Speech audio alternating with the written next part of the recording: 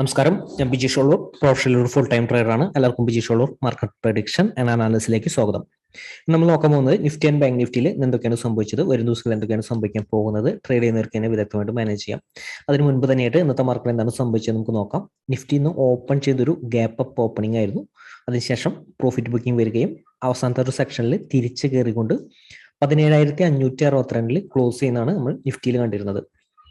Bank നിഫ്റ്റിയും ഇന്ന് open ചെയ്തൊരു gap up opening ആയിരുന്നു. അതിനുശേഷം തുടക്കത്തിൽ ഒരു പ്രോഫിറ്റ് ബുക്കിംഗ് വരികയും അവസാനത്തെ സെക്ഷനിൽ തിരിച്ചു കയറിക്കൊണ്ട് 37,235 ക്ലോസ് ചെയ്തിരിക്കുന്നത്. ഇനി വരും ദിവസങ്ങളിലായാലും ഇൻട്രാഡേയിൽ എങ്ങനെയാണ് മാനേജ് ചെയ്യേണ്ട, നിഫ്റ്റിയുടെ ഇപ്പോഴത്തെ ഒരു സിറ്റുവേഷൻ എങ്ങനെയാണ് എന്ന് നമുക്ക് നോക്കാം.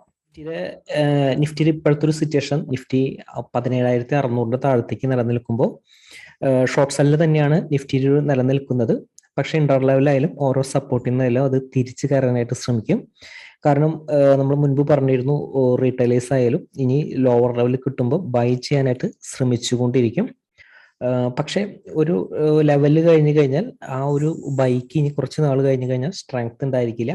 ഇപ്പോഴുള്ളൊരു ട്രെൻഡിൽ നിന്ന് കുറച്ച് ഒരു പോസിറ്റീവിലേക്ക് നിലനിൽക്കണമെങ്കിൽ നിഫ്റ്റിക്കായാലും 17,630 17,700 നമ്മൾ ആ റേഞ്ച് പറഞ്ഞിരുന്നത്. 17,630 മുകളിലേക്കെങ്കിലും നിലനിൽക്കാനായിട്ട് സാധിക്കണം. എന്നിരുന്നാലാണ് നിഫ്റ്റിക്കായാലും ഇനി അടുത്തൊരു പോസിറ്റീവ് ട്രെൻഡിനുള്ള ഒരു സാധ്യത ഉള്ളൂ. അല്ലെങ്കിൽ ഇതിന്റെ ഒരു ഏതെങ്കിലും ഒരു ഹയർ ലെവലിൽ നിന്ന് വീണ്ടും അത് താഴത്തേക്ക് വരാനായിട്ടും ഒരു സാധ്യതയാണ് കാണുന്നത്. നമ്മുടെ ഒരു ലെവൽ അനുസരിച്ച് കാണുന്നത് അതാണ്. നിഫ്റ്റി ആയാലും കയറിപ്പോയിരിക്കുന്നത് നമ്മൾ കഴിഞ്ഞ ദിവസം പറഞ്ഞിരിക്കുന്ന അതേ സപ്പോർട്ട് 17,330 എന്ന് പറയുന്ന സപ്പോർട്ട്, ഇൻട്രാഡേ സപ്പോർട്ടിൽ നിന്നാണ് വളരെ ക്ലിയർ ആയിട്ട് അത് കയറിപ്പോയി ഇരിക്കുന്നത്. അപ്പോൾ വരും ദിവസങ്ങളിലായാലും നിഫ്റ്റിനെയാണ് എങ്ങനെയാണ് മാനേജ് ചെയ്യേണ്ടത് നോക്കാം. അതിന് മുൻപ് തന്നെയായിട്ട് ഇന്നത്തെ മാർക്കറ്റിൽ എന്താണ് സംഭവിച്ചത് നമുക്ക് നോക്കാം. നിഫ്റ്റി ഓപ്പൺ ചെയ്തൊരു പോസിറ്റീവ് ഓപ്പണിംഗ് ആയിരുന്നു.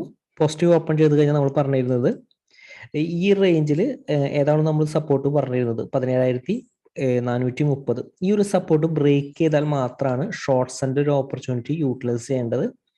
അപ്പോൾ നിഫ്റ്റി ആയാലും രാവിലെ ക്ലിയർ ഷോർട്ട്സിന്റെ ഒരു ഓപ്പർച്യൂണിറ്റി ആയിരുന്നു. ഈ റേഞ്ചിൽ നിന്ന് ഷോർട്ട് സെൽ ചെയ്തതിന് ശേഷം പ്രോഫിറ്റ് എടുക്കുന്ന വീഡിയോ പോസ്റ്റ് ചെയ്തിരുന്നു, ലൈവ് വീഡിയോ പോസ്റ്റ് ചെയ്തിരുന്നു. അത് ചെക്ക് ചെയ്ത് കഴിഞ്ഞാൽ നിങ്ങൾക്ക് മനസ്സിലാകും. അപ്പോൾ ഇവിടെ നിന്നായാലും ക്ലിയർ ഷോർട്ട്സിന്റെ ഒരു ഓപ്പർച്യൂണിറ്റി ആയിരുന്നു. നിങ്ങൾക്ക് കൃത്യമായിട്ട് നമ്മൾ പറയുന്ന സപ്പോർട്ട് 17,330 സപ്പോർട്ട് പറഞ്ഞിരിക്കുന്നത്. കഴിഞ്ഞ ദിവസത്തെ ലോറെ കുറച്ചും കൂടി താഴെയായിരുന്ന സപ്പോർട്ട് വളരെ ക്ലിയർ ആയിട്ട് ഈ റേഞ്ചിൽ നിന്നാണ് അത് തിരിച്ചു കയറിയിരുന്നത് നിഫ്റ്റി. അപ്പോൾ ക്ലിയർ ആയിട്ട് ഈ റേഞ്ചിൽ നിന്ന് ഷോർട്ട്സിന്റെ ഒരു ഓപ്പർച്യൂണിറ്റി വേണമെങ്കിൽ ഈ റേഞ്ചിൽ നിന്ന് ബൈയുടെ ഒരു ഓപ്പർച്യൂണിറ്റി പോലും യൂട്ടിലൈസ് ചെയ്യാനായിട്ടൊരു നല്ലൊരു അവസരമായിരുന്നു നിഫ്റ്റിയിൽ നിലനിന്നിരുന്നത്. രണ്ട് സൈഡിലേക്കും ഒരു മൂവ്മെന്റ് ആയിരുന്നു നിഫ്റ്റിയിൽ ഉണ്ടായിരുന്നത്. അപ്പോൾ വരും ദിവസങ്ങളിലായാലും നിഫ്റ്റിനെയാണ് എങ്ങനെയാണ് മാനേജ് ചെയ്യേണ്ടത് നോക്കാം. നിഫ്റ്റി ആയാലും ഇനി അതിന്റെ ഒരു ഹയർ ലെവൽ 17,600 റേഞ്ചിലൊക്കെ ഹയർ ലെവലൊക്കെ എത്തുന്ന ഒരു സമയത്ത് വളരെയധികം സൂക്ഷിക്കണം. നിഫ്റ്റി ഈ റേഞ്ചിൽ നിന്നെല്ലാം ചിലപ്പോൾ ഒരു തിരിച്ച് താഴത്തേക്ക് പ്രോഫിറ്റ് ബുക്കിന്റെ ഒരു സാധ്യത വളരെ കൂടുതലാണ്. എന്നിരുന്നാലും കൃത്യമായിട്ട് ലെവലുകൾ ഫോളോ ചെയ്യുക. കൃത്യമായിട്ട് ഏത് റേഞ്ചിൽ നിന്ന് ഷോർട്ട്സിന്റെ ഒരു ഓപ്പർച്യൂണിറ്റി യൂട്ടിലൈസ് ചെയ്യണം, ഏത് റേഞ്ചിൽ നിന്ന് ബൈയുടെ ഒരു ഓപ്പർച്യൂണിറ്റി യൂട്ടിലൈസ് ചെയ്യണം, ഏത് റേഞ്ചിൽ നിന്ന് തിരിച്ചു കയറാൻ സാധ്യതയുണ്ട് എന്നുള്ള ലെവലുകൾ അറിയാനായിട്ട്. അപ്പോൾ നിഫ്റ്റിയിലായാലും ഇനി ഈ ഹയർ ലെവലാണ് ഓപ്പൺ ചെയ്യുന്നതെങ്കിൽ, ഈ റേഞ്ചിലാണ് ഓപ്പൺ ചെയ്യുന്നതെങ്കിൽ അതൊരു ഡേഞ്ചർ സോൺ ആണ്. അപ്പോൾ അതുകൊണ്ട് തന്നെ ആദ്യത്തെ ഒരു 15 മിനിറ്റിന് ശേഷം വരുന്ന ഒരു ഓപ്പർച്യൂണിറ്റി യൂട്ടിലൈസ് ചെയ്യുക. ഷോർട്ട്സിന്റെ ഒരു ഓപ്പർച്യൂണിറ്റി ആയാലും ബൈയുടെ ഒരു ഓപ്പർച്യൂണിറ്റി ആയാലും ആദ്യത്തെ ഒരു 15 മിനിറ്റിന് ശേഷം എങ്ങോട്ടാണ് പോകുന്നത്, ബൈക്കാണെങ്കിൽ ബൈയുടെ ഒരു ഓപ്പർച്യൂണിറ്റി യൂട്ടിലൈസ് ചെയ്യാവുന്നതാണ്. തിരിച്ച് താഴോട്ട് ബ്രേക്ക് ചെയ്താൽ തന്നെ ബൈയുടെ ഒരു ഓപ്പർച്യൂണിറ്റി യൂട്ടിലൈസ് ചെയ്യുന്നവർ തിരിച്ച് താഴോട്ട് ബ്രേക്ക് ചെയ്താൽ തന്നെ ഷോർട്ട്സിന്റെ ഒരു ഓപ്പർച്യൂണിറ്റി നിലനിൽക്കുക.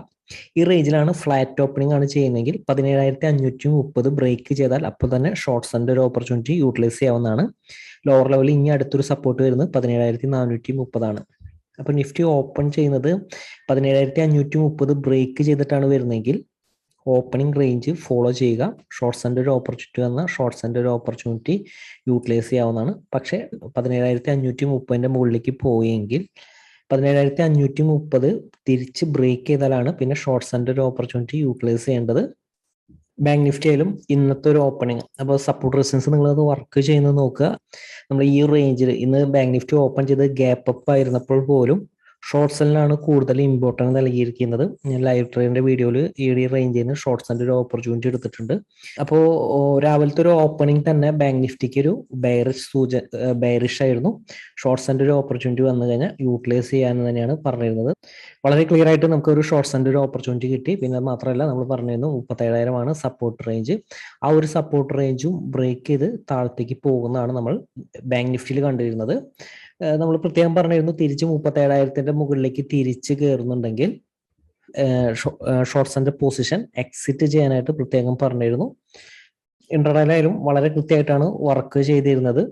വരും ദിവസങ്ങളിലായാലും ബാങ്ക് നിഫ്റ്റിയുടെ ഒരു സപ്പോർട്ട് കാണുന്നത് 37,000 ആണ് സപ്പോർട്ട് കാണുന്നത്. അപ്പോൾ ബാങ്ക് നിഫ്റ്റി ഈ റേഞ്ചിൽ ഓപ്പൺ ചെയ്താൽ, ഫ്ലാറ്റ് ഓപ്പൺ ചെയ്താലും തിരിച്ച് മുകളിലേക്ക് പോയാലും തൊട്ട് മുകളിൽ റെസിസ്റ്റൻസ് ഏരിയ ആണ്. തിരിച്ച് താഴോട്ട് ഓപ്പണിംഗ് റേഞ്ച് ബ്രേക്ക് ചെയ്യുമ്പോൾ തന്നെ ഷോർട്ട് സെല്ലിന്റെ ഒരു ഓപ്പർച്യൂണിറ്റി യൂട്ടിലൈസ് ചെയ്യുക. അതുപോലെ തന്നെ ബാങ്ക് നിഫ്റ്റി ഓപ്പൺ ചെയ്യുന്നത് ഗ്യാപ്പ് അപ്പ് ഓപ്പണിംഗ് ആണ്. 37,400 മുകളിലാണെങ്കിൽ ബാങ്ക് നിഫ്റ്റിക്ക് പോസിറ്റീവ് ആണ് സെന്റിമെന്റിൽ. ആദ്യത്തെ ഒരു 15 മിനിറ്റിന് ശേഷം അല്ലെങ്കിൽ 37,400 ബ്രേക്ക് ചെയ്താൽ മാത്രം 37,400 ബ്രേക്ക് ചെയ്താൽ മാത്രമാണ് ഷോർട്ട് സെല്ലിന്റെ ഒരു ഓപ്പർച്യൂണിറ്റി യൂട്ടിലൈസ് ചെയ്യേണ്ടത്. ഇപ്പോൾ കഴിഞ്ഞ ദിവസമായാലും ബാങ്ക് നിഫ്റ്റി ഓപ്പൺ ചെയ്യുന്നത് 37,400 താഴെയായിരുന്നു. അപ്പോൾ വീക്ക്നെസ് ആയിരുന്നു ബാങ്ക് നിഫ്റ്റിക്ക് അത്. പക്ഷെ ഇതിന്റെ മുകളിലെ ഓപ്പണിങ് പോസിറ്റീവ് ആണ്. ബൈയുടെ ഒരു ഓപ്പർച്യൂണിറ്റി യൂട്ടിലൈസ് ചെയ്യുക. 200-300 പോയിന്റ് കിട്ടിയാൽ തന്നെ എപ്പോഴും ഫാസ്റ്റ് ആയിട്ട് പ്രോഫിറ്റ് ബുക്ക് ചെയ്യാനായിട്ട് ശ്രദ്ധിക്കുക. അതുപോലെ തന്നെ ബാങ്ക് നിഫ്റ്റി ഈ റേഞ്ചിലാണ് ഫ്ലാറ്റ് ഓപ്പൺ ചെയ്താലും ആദ്യത്തെ ഒരു 5 മിനിറ്റിന് ശേഷം ഷോർട്ട് സെല്ലിന്റെ ഒരു ഓപ്പർച്യൂണിറ്റി വന്ന് യൂട്ടിലൈസ് ചെയ്യുക. തൊട്ട് താഴെയായാലും ഈ സപ്പോർട്ടായിട്ട് നിലനിൽക്കാൻ സാധ്യത വരുന്നത് 37,000 ആണ്. അതുപോലെ തന്നെ ബാങ്ക് നിഫ്റ്റി കൂടുതൽ വീക്ക്നെസ് 37,000 എന്ന് പറയുന്ന ഒരു സപ്പോർട്ടിന് താഴെ ഓപ്പൺ ചെയ്താലാണ്. താൽക്കാലികമായിട്ട് മുകളിലേക്ക് തിരിച്ചു കയറിയാലും 37,000 എന്ന് പറയുന്ന റെസിസ്റ്റൻസിൽ നിന്ന് തിരിച്ച് താഴോട്ട് ബ്രേക്ക് ചെയ്യുമ്പോൾ ഷോർട്ട് സെല്ലിന്റെ ഒരു ഓപ്പർച്യൂണിറ്റിക്ക് കൂടുതൽ ഇമ്പോർട്ടൻറ്റ് നൽകുക.